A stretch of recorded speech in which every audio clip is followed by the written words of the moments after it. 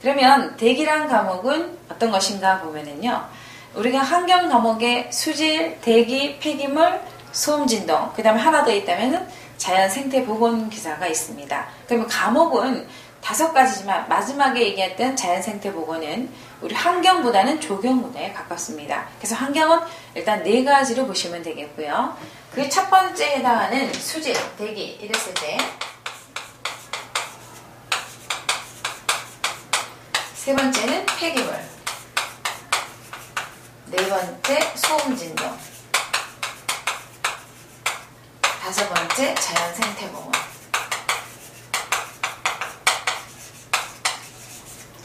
그러니까 자격증에는 현재 환경 카테고리에 이렇게 5가지가 있습니다. 그럴 때 이 5번째 내용은 방금 전에 얘기했듯이 이거는 조경 분야하고 좀 가깝습니다. 밀접합니다. 그래서 우리 환경 학생들이 많이 공부하진 않고요. 일단 자격증은 주가 뭐를 위주로 하느냐? 수질, 대기 위주로 공부하고 계십니다. 그러면 환경 공부하러 왔습니다 하고 학생들이 이제 오프라인 강의에서 상담을 합니다. 그러면 무슨 공부를 하려고 하는데 환경이요? 그래 무조건. 그래서 환경이 뭐냐 했더니 그 친구들이 갖고 있는 생각은 수질입니다. 그래서 많은 대학에서 한 70% 정도는 학교에 대한 수업 내용들이 수질 위주로 짜여져 있기 때문에 학생들이 환경하면 수질을 떠올리시는 거고요. 그 다음에 한 20, 30%? 30%까지는 대기 쪽이 좀 강세인 대학들이 있습니다. 그래서 학생들이 일단은 대기는 좀 어렵다 이런 인식을 많이 갖고 계시고요. 또 하나가 대학에서도 이 대기 파트는 전공을 하시는 전공 교수님보다도 일단 시간 강사가 많은 편이십니다. 그러다 보니까 학생들이 조금 재미없다, 어렵다는 인식이 많이 갖고 계시는데 오늘 이 시간부터 저와 같이 수업을 하신다면 대기는 재미있는 과목이고 자격증 취득도 보다 쉽게 하실 수 있는 과목이라는 것을 여러분이 몸소 느끼실 수 있게 되는 시간이 되도록 하겠습니다. 그러면 일단 수질이란 과목과 대기란 과목이 있을 때 이 수질은 그 선호도도 보면 여학생, 남학생 비율에서 요새는 여학생이 좀 많아졌습니다. 그래서 예전에는 수질과 대기가 거의 남학생이 주가 많았었는데 요 근래는 수질도 여학생이 많아지고 대기가 특히 많은 변화가 있습니다. 아주 7대3 비율이 됐다가 지금 6대4, 때에 따라서는 5대5까지 이렇게 대기에 대한 공부를 하신 분이 많아지셨습니다. 그러면 이 수질이라는 과목은 자격증 취득함에 있어서 취득을 했다고 했을 때 그거는 법으로 또 이 폐기물에 대한 일도 겸임을 하실 수가 있습니다. 그러다 보니까 수질 자격증 있으신 분들이 그 다음에 폐기물을 공부하시는 경우도 있는데 요거보다는 오히려 수질과 대기 쪽으로 이렇게 짝을 맞추시는 게 조금 더 취업처가 폭이 넓다는 거. 그러면 수질의 수처리 과정에서 마지막 찌꺼기를 가지고 폐기물 처리로 들어갔거든요. 예전에는 수질 과목에 들어갔던 내용들이 1992년에 요게 폐기물이 빠져나왔습니다. 그래서 자격증 과목으로 빠져나온 거고 그 다음에 이제 대기 분야는 요거와 또 폐기물을 또 연결해서 가지려고 하시는 분도 있는데 대기에서 열 관리에 대한 열 폐수 그럴 때는 그 열 효율에 대한 설명이 나올 때는 오히려 그거는 이 폐기물에서의 열 효율이 대기 분야에 또 연결이 됩니다. 그래서 여러분들이 이 수질과 대기를 갖고 계시는 것이 조금 더 폭넓게 취업처를 찾으실 뿐만 아니라 공부도 다양하게 하실 수 있습니다. 그러면 지금 현재는 수질에 대한 자격증을 갖고 있으면은 폐기물도 법으로 하실 수가 있고요. 요 대기에 대한 자격증을 갖고 있어도 폐기물을 하실 수가 있습니다. 그런데 폐기물에 대한 자격증을 가졌다 하면은 수질 쪽이나 대기 쪽은 갈 수가 없어요. 그래서 여러분이 일단은 폭넓고 다양하게 쓸 수 있는 것이 대기와 수질이라는 거. 그 다음에 또 하나가 대기에 대한 자격증을 갖고 계신 분들은 산업위생기사에 대한 자격도 겸임을 하실 수가 있습니다. 보건안전관리자로 해서. 그래서 예전보다 좀 폭넓게 대기가 쓰이고 있는 편인데 그러다 보니까 학생들도 공부함에 있어서 조금은 접근을 많이 하고 있습니다. 그래서 인원수로 본다면 수질이 한 7,000명에서 8,000명 사이가 되고요. 거의 이제 8,000명에 가깝고 있고 대기도 5, 6,000명으로 지금 들어가고 있습니다. 그래서 수질에 대한 것이 대기하고가 3분의 2는 거의가 수질이고 3분의 1이 대기 쪽으로 좀 진행하는데 그게 조금씩 수질에 대한 개념으로 갖고 가고 있습니다. 그래서 조금씩 학생들이 좀 늘어났다고 보시면 되겠고요. 그러면 이 공부 자체가 어렵냐? 그렇게 어려운 건 아니고요. 일상생활에서 볼 수 있는 것들이고 테레비를 틀면 환경 쪽에 대한 내용들이 많이 나옵니다. 그 내용들이 여러분이 많이 익숙했던 건데 그걸 이제 공부라고 하니까 조금 어렵게 이제 보는 시각들이 계시는 거예요. 그래서 수업하면서도 이러이러한 분야를 제가 예를 들을 때 주변에서 많이 보는 설명들을 하고 있습니다. 그러면 이 네 번째에 달한 소음 진동은 같은 환경 카테고리에 있는데 이거는 오히려 수질 대기하고 조금 다르게 이거는 각 대학에서 기계과 학생이라든가 물리과 학생들 그런 학생들이 조금 더 쉽게 접근하십니다.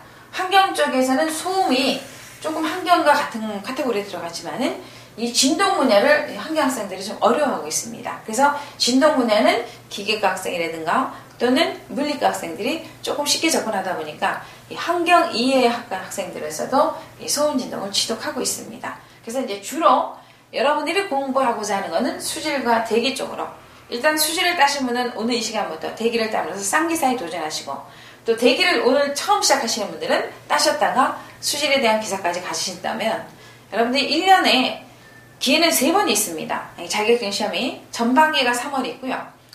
중반기가 5월에 있고 후반기가 8, 9월에 있습니다. 또 10월까지 가는 경우도 있는데 주로 8개월을 본다면 이 수질이 3월, 5월, 8월 얘기한다면 대기는 3월, 5월, 9월 이런 식으로 그래서 그 1, 2, 3, 4 4번의 시험에서 수질 3번, 대기 3번의 시험이 있습니다. 그러다 보니까 여러분들이 이제 이 수업에 대한 내용을 포커스를 갖다가 대기 쪽으로 이제 수업을 진행하는 거니까 대기에서 공부를 기초를 갖다 잘 다져 놓으시면 또 수질을 공부할 때 그 시간이 굉장히 줄어들 수가 있습니다. 그 얘기 뭐냐면 일단 오늘이 대기가 처음이라 하신 분이 대기를 공부함에 있어서 한 80시간이 필요하다고 하자. 그러면 수질을 공부할 때는 40 내지 50시간만 필요하십니다. 그럼 나머지 시간은 뭐냐면 대기에서 이미 단위나 기초 과정을 많이 들어갔기 때문에 수질을 쉽게 접근하시는 거고요. 또 수질의 공부를 먼저 시작하신 분이 대기를 공부하고자 한다면 마찬가지로 지금 80시간의 수질이 필요하면은 대기도 40 내지 50시간만 투자하시면은 자격증을 쉽게 취득하실 수 있습니다.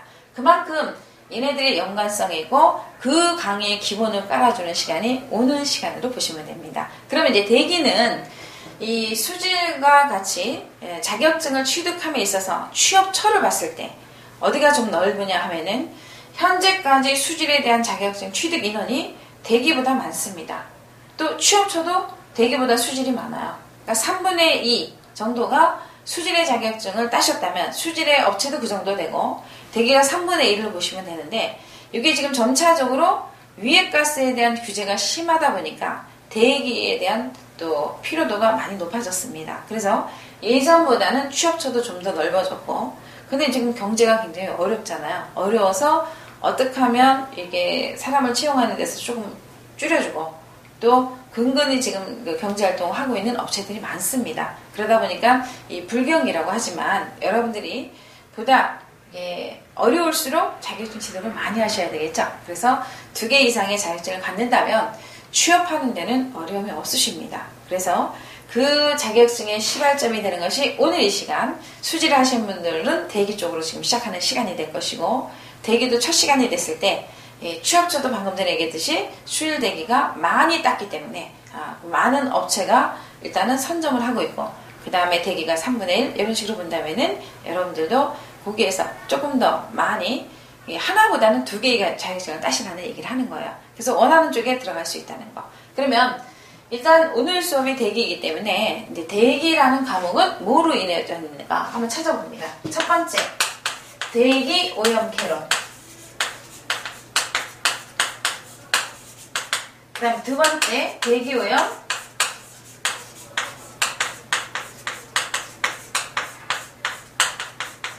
세 번째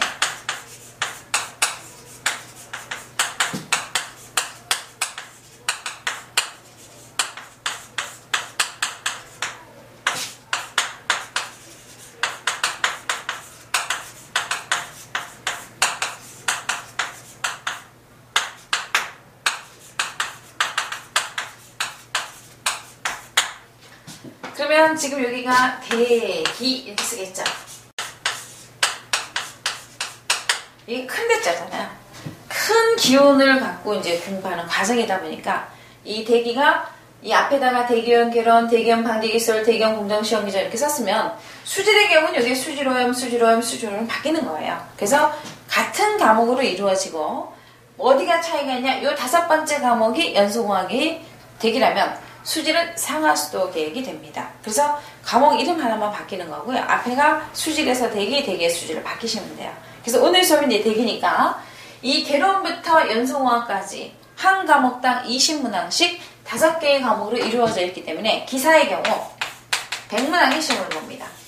그 다음에 산업기사라고 하는 것은 80문항의 시험을 보게 됩니다. 요거는 초대조리죠. 2년제 대학, 요거는 4년제 대학. 또 우리가 기능사를 따고서 산업기사를 보시는 분도 계실 거고 산업기사를 따시고 나서 기사를 보는 분도 계시게 됩니다. 일단은 그 과목이 됐을 때는 80문항과 100문항이고요. 예전에는 기사라는 것이 1급이라고 그랬어요. 산업기사는 2급이라고 그랬고요. 그래서 다른 과목에 대한 수업을 하다 보면 환경 쪽에 대한 것에 환경기사 1급, 환경기사 2급 아직도 그렇게 쓰는 그 책들이 있더라고요. 근데 이제 명칭이 바뀌었죠. 이렇게 기사는 우리가 1급에 해당할 때는 기사라 불러주고 그 다음에 산업기사를 한다. 그래서 공부의 차이가 한 과목, 연소공학이라는 분야의 차이만 기사, 산업기사로 구별을 합니다. 그래서 우리가 요 5과목째 해당하는 연소공학은 기사에서만 시험 보지만 우리 대기 배우시는 친구들은 기사, 산업기사 구별이 별로 없어요. 그게 뭐냐? 이 연소공학이 산업기사에서는 안 나와요. 안 나오기 때문에 전혀 안 하는 게 아니라 여기 안 나온다 해서 여러분들이 수업할 때 빠지시는 분이 많습니다. 그러나 요 과목이 어디로 들어가냐면 여기로 들어가요. 대기업 방지기술. 그러다 보니까 방지기술에서 적게는 4문제, 많게는 8문제. 이게 연소 쪽에서 시험이 나게 되어 있습니다. 그래서 수업할 때 같이 배우시면서 이 산업기사는 난이도가, 깊이가 아주 세세하게 물어보고 좀 어렵게 물어볼 수 있지만은 기사 같은 경우가 산업기사는 그런 문제를 다 빼시면 돼요. 그래서 제가 수업하면서 요거는 반드시 기사 학생들은 하시고 산업기사는 안 해도 됩니다 하고 말씀을 드립니다. 그래서 그런 내용으로 잘 따라오시면 되겠고요. 그러면 이 전체 5과목 중에서 어느 과목이 쉬우냐? 그래서 상담을 이제 오프라인 강의하면서 학생들이 상담을 해보면 저는 외우는 건 자신 있어요. 계산 문제는 도통 못하겠어요. 계산기는 샀는데 쓸지도 몰라요. 이러신 분들 계십니다. 그런데 여러분들이 계산 문제 모르더라도 합격을 하실 수 있어요. 하실 수가 있지만은 주관식에 있어서는 거의 떨어지게 됩니다. 그러면 그 어려운 걸 왜 해야 되느냐? 근데 실무에서는 계산을 하셔야 되거든요. 그래서 계산이 어렵다고 했던 분들이 상담하면서 어렵다는 분들이 강의를 듣고 나서는 오히려 계산 문제가 많은 게 좋은데요 하는 얘기를 바뀌게 됩니다. 그 내용이 뭐냐? 기본적인 수업을 잘 이해를 하셨다면 어려운 걸 다 하실 수가 있다는 얘기야. 근데 이제 급하니까 어려운 거대로 막 외워버렸어요. 계산도 외워버려요 학생들이. 근데 잠깐 바꿔버리면은 그걸 응용할 줄 모릅니다. 그래서 저하고 수업하는 시간은 기초부터 수업하기 때문에 어떤 문제를 바뀌더라도 여러분들이 거기를 다 풀 수 있는 그 실력까지 올려드리는 수업이 됩니다. 그러면 일단 외우는 거는 뭐가 되냐면 대기업 개론, 대기업 공정시험 기준, 법규 요 3과목 거의 이론적으로 외우는 내용이 많습니다. 그 중간중간 계산 문제도 있긴 하지만 다른 과목에 비해서 이론이 많이 차지하고요. 그럼 첫 번째 대기업 개론이라는 것은 얘는 전부 과목이 들어가요. 그게 뭐냐면 방지기술에 해당하는 것도 들어가고 지금 여기에 써있는 공정시험 기준에 해당하는 항목도 또 이론적으로 좀 들어가고 법에 대한 것도 들어가게 됩니다. 그래서 첫 번째 과목이 대기업 개론이다. 개짜, 10개짜. 이론을 연다는 얘기야. 오염에 대한 이론을 열어 들어가다 보니까 오염은 어떻게 배출되고 그걸 방지하려면 어떻게 해야 되고 어떤 시험 방법의 기준에 의해서 그럼 법의 제재를 받으면 그 시험 기준에 대한 농도에 대한 배출량 기준, 뭐 환경 기준 그걸 벗어났더라. 이제 그런 과정까지가 전부 연관성 있게 움직여집니다. 그래서 일단 여러분이 요 개론 시간이 제가 수업 비중에서 많은 시간이 할애됩니다. 여기에 해당하는 내용도 조금씩 설명이 다 들어가다 보니까 그러면 이제 본 과목에서는 여기 이미 기초를 했기 때문에 조금 수업 시간들이 빨라집니다. 아시겠죠? 그래서 이 과목 5개 중에서 치중하는 거는 1차 객관식 시험에서는 시간이 좀 여유가 있어요. 공부하는 시간이. 그래서 여러분들이 자격증을 빨리 따고 싶어 하는데 거의 준비하는 기간이 산업기사 기사 똑같이 필답형은 한 2개월을 준비하시고 그 다음 실기는 3주나 4주를 공부하시게 됩니다. 그래서 총 한 3달 정도가 진행이 된다고 보시면 되는데 또 빠르게 한 달 안에 붙기도 합니다. 조금의 노력을 더 하시는 거겠죠? 그래서 어떤 친구는 첫날 참석하시고 마지막 날 참석하고 시작과 끝이 좋았으니까 결과도 좋지 않겠느냐? 공부 중간에 한 게 없어요. 그 친구들은 떨어집니다.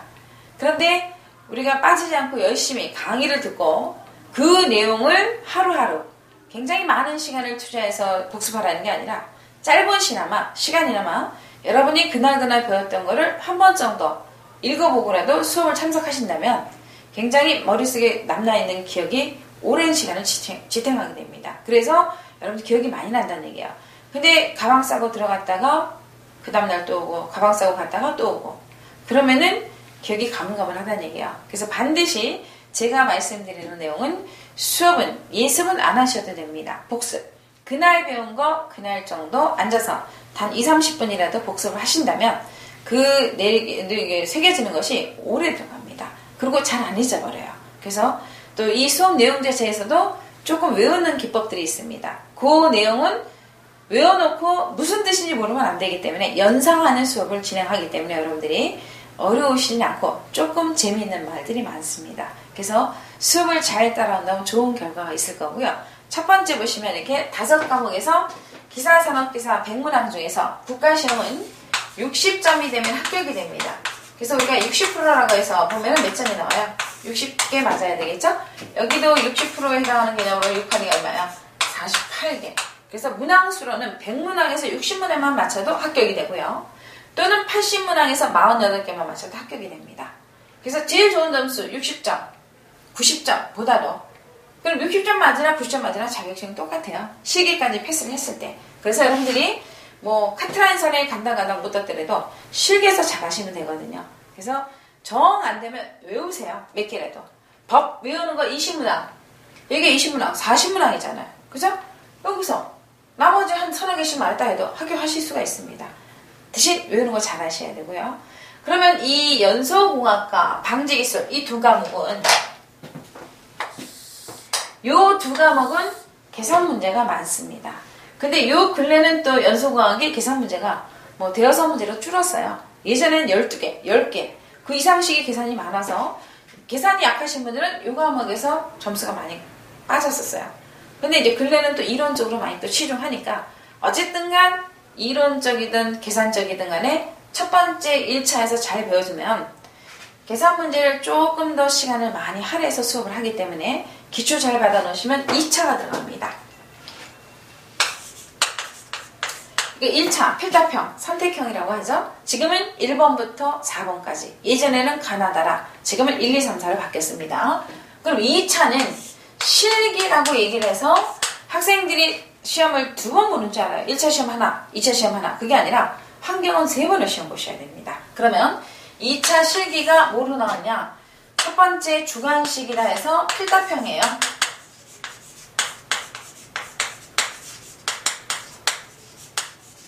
뭐뭐에 대해서 쓰시오. 뭐뭐를 계산하시오. 이렇게 나옵니다. 쓰든가 계산하든가 빈 종이에다가 써셔야 돼요. 그래서 그 내용이 이게 60점이 됩니다. 그래서 주관식 60. 그 다음에 분석 실험. 이게 40점. 합이 100점이잖아요. 국가시험은 다 뭐라고요? 60점이 합격하기 때문에 우리가 계산 문제 너무 어렵다고 골똘히 고랍할 필요가 없어요. 고랍할 필요가 없이 정 안 되면 좀 기본적인 것만이라도 잘 봐놓으셨다가 여기에서 주관식 시험이 10문제에서 13개, 14개, 12개 이렇게 나올 때도 있거든요. 그럼 이제 간단하게 봐서 우리가 10문항의 시험이 있다고 하자. 그럼 하나당 몇 점이에요? 6점이죠. 6점에 10번을 곱하기 10을 하면은 우리가 60점이 나오잖아요. 그러면 자격증은 6점이 되면 합격되는데 요 주관식을 다 맞고 분석 실험을 안 갔어요. 그래도 떨어지게 됩니다. 하나라도 빵점이 나오면 안 되거든요. 그래서 여러분이 주관식 보시고 실험도 참석을 하셔야 된다는 거. 그러면 이 10문제가 출제가 됐다면 우리가 6문제를 맞았을 때가 60점 만점이 되죠. 그런데 10문제에서 만약에 3문제를 맞았다고 하자. 그러면 3, 6은 18이 되죠. 우리가 분석 실험을 아무리 잘해도 40점이 끝이기 때문에 40 더하기 18 하면 어떻게 돼요? 떨어지게 됩니다. 그래서 이 3개를 맞으면 당연히 떨어지지만 4개를 맞았다고 하자 하면은 4, 6이 얼마나 돼요? 24점이 돼요. 그러면 우리가 10개에서 6개가 틀려요. 4개만 맞아도 합격할 수 있는 게 뭐 때문에 되냐? 얘 때문에. 분석 실험이 여기다 40점인데 우리 40점 못 맞고 38점을 맞았다. 또는 36점을 맞았다 해도 어떻게 돼요? 60점이 나오게 됩니다. 그래서 우리가 예전에 97년이네요. 1997년. 굉장히 오래된 시간이죠. 그때 처음으로 실험이 시작됐습니다. 그것도 전반기가 아니라 후반기에서 실험을 보게 했는데 그때 실험은 지금하고 달라요. 그 시료 채취 장치를 다 그려야 되고 이름을 써놔야 되고 또 전혀 관계없는 공정시험 기준에서 별로 쓰지도 않는 내용들의 공식도 갖다 집어넣고 그 공식의 뜻을 쓰고 그래서 굉장히 좀 난해한 게 첫째 나오다가 두 번째까지 이제 그렇게 출제되다가 첫째는 그림을 그려라, 두 번째는 그림 그리고 이름을 찔러서 넣어라 이렇게 나오다가 아 그것도 안 되겠다. 이제는 아예 그런 건 안 나오고 이런 우리가 이 1차에서 배웠던 내용 중에 주로 방지기술과 연소공학 부분에 대한 내용이 80%가 주관식에 나옵니다. 그리고 나머지 20%는 개론, 또 우리가 얘기하는 그 공정시험 기준 이런 것도 나올 수가 있어요. 그래서 1차를 잘 해놓으면 실기가 쉬운데 1차에서도 뭐를 잘 해놓으면 계산 문제를 잘 해놓으면 실기는 거의 합격으로 보시면 됩니다. 방금 전에 얘기했듯이 실험 36점 맞아도 합격을 한다 그랬죠. 그럼 실험 한 번도 안 해봤는데 어떻게 합격을 해야 하시죠? 그래서 안 해봤지만 또 저희가 운영하는 이제 학원 같은 쪽에서도 오셔가지고 직접 실험을 해보시면 이 기능이기 때문에 해본 사람 안 해본 사람 점수는 확연하게 달라집니다. 그래서 해보시면 30점 이상은 무난하게 다 가져가시기 때문에 여러분들이 합격이 예전보다 훨씬 좋아졌습니다. 그래서 대기 같은 경우도 합격률이 굉장히 많이 좋아졌죠. 최종 실기만 봤을 때도 한 70% 그렇게 나옵니다. 70, 80%까지 지금 올라가고 있는 입장이에요. 그러면 10명이 보면 떨어지는 애들이 그리 많지 않다는 얘기죠. 그래서 1차에서 일단 걸르면 합격하신 분들이 2차에서는 누구 때문에? 분석 실험 때문에 조금 더 유리하게 됩니다. 그러면 1차에서 20문항씩에서 60문항에 합격을 하셔서 2차를 갔다면 이게 주관식은 주로 방지기술과 연소공학이라 그랬죠. 그 다음에 짬짬이 공정시험도 나오고 법규에 대한 기준치도 쓰라고 나옵니다. 근데 그런 거는 1차 하면서 감소하니까 머릿속에 오래 남아서 실기할 때 자동으로 떠오르게 되고요. 대신 이제 분석 실험이라고 하는 것이 4가지 항목을 보게 됩니다. 그 4가지가 첫 번째, 우리가 황산화물이 있다고 하자. 황산화물에 대한 분석 방법에 대해서 2가지가 있습니다. 이건 이제 공정시험 기준에서 배우실 거고요. 중화적정법, 침전적정법. 그래서 다 뭐가 써있어요? 적정법. 그래서 뷰렛이라는 기구를 놓고 시약을 떨어뜨려서 색깔이 변했을 때 그 숫자를 읽어가지고 답을 대입하시는 과정이 됩니다. 그거가 적정법으로서 2개가 되고요. 두 번째, 암모니아. 인도페놀법이라고 얘기합니다. 처음 들으시면 다 낯설잖아요. 인도페놀법이 뭐야? 수업하면서 다 배우십니다. 네, 저는 많이 했기 때문에 이런 이름이 금방만 떠오르는 거고요. 그 다음에 염화수소.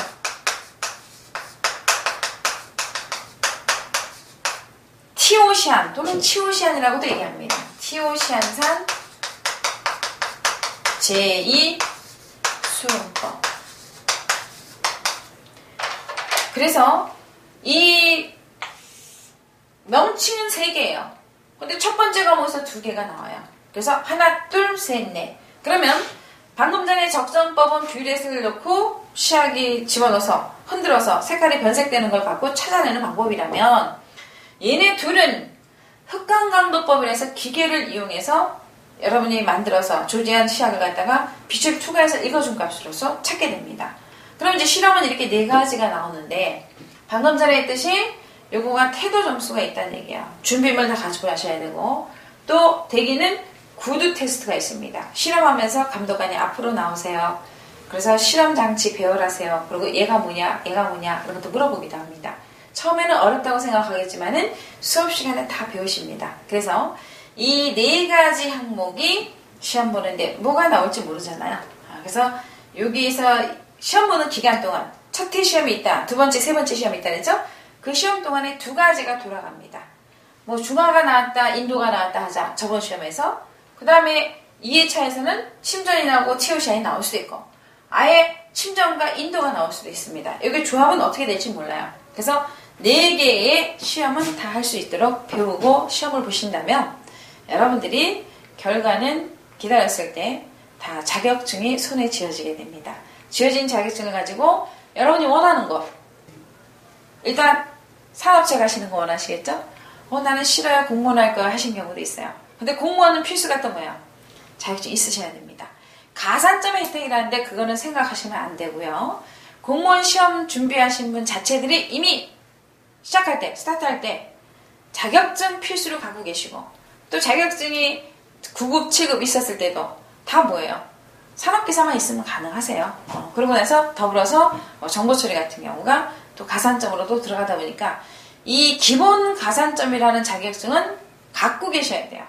없으면 나는 떨어지는 거예요. 그래서 여러분들이 난 자격증 하나 생각 가산점 있네 생각하시면 안 되고 없으면 이미 떨어지는 거라는 거. 차라리 그거는 시험 봐야 다른 사람들의 대수 몇 대 비율이 됐다는 거예요. 그거 올려주는 거니까 자격증 없이는 시험에 준비를 할 생각 하지 마시고요. 일단은 자격증 따시고 그 자격증을 가지고 내가 어떤 직종을 할 것인가 취업을 할 것인가 조금 고민하셔서 우리가 공무원을 갈 때도 필요하고 산업체는 반드시 있어야 되겠죠. 또 방금 우리가 처음 시작할 때 얘기했듯이 하나보다는 2개를 또 업체들이 선호하십니다. 왜냐? 동일한 학생이 동일하게 졸업을 했는데 한 친구는 자격증이 서너 개 있어요. 한 친구는 없어요. 시간 활용을 어떻게 잘했느냐. 거기서도 여러분의 시간 싸움을 잘한 친구가 유리하게 됩니다. 그래서 이 자격증 공부는 조금의 투자로 여러분들이 영어 같은 경우는 어떻게 되세요? 굉장히 오랜 시간에 우리가 영어에 투자한 돈이 많고 시간도 많아요. 근데 그게 눈에 띄는 변화는 없어요. 그죠? 안 하면 잊어버리고. 근데 자격증은 3개월 빡세게 공부한다 그러죠? 능발달아. 빡세게 공부하면 하나, 둘, 셋 이렇게 1년에 3개 정도 다 취득하시는 학생들도 계십니다. 저희 학생들도 얘기 잘 듣고 3월달, 5월달, 8월달 이 3개를 갖다가 수일되게 폐기물 이렇게 다 따시는 분도 있고 우리가 5월이라고 하는 중간 부분은 학생들의 경우는 중간고사고 또 일단 업체에 다니신 분들은 또 5월에 이렇게 행사가 많아요. 그죠? 결혼식, 경조사가 많아요. 그런데 참석하다 보니까 공부를 조금 소홀히 하십니다. 그래서 5월을 시험을 안 보시는 경우가 많아요. 그럼 일단 1년 중에서 제일 많이 보는 때가 언제라는 얘기야? 겨울방학이죠. 기간이 길잖아요. 그죠? 겨울방학에 공부해서 3월달에 치중합니다. 거의 60% 이상이. 60에서 70%가 3월달 시험에 도전하고 그 다음에 중간에 5월달은 한 10%, 20%? 많이 보지도 않아요. 그 다음에 마지막 우리가 여름방학, 학생들의 경우는 여름방학이잖아요. 또는 또 기업체에 준비하시는 거 근무하시는 분들도 올해 마지막이니까 그래서 도전들을 하시는 분들이 계십니다.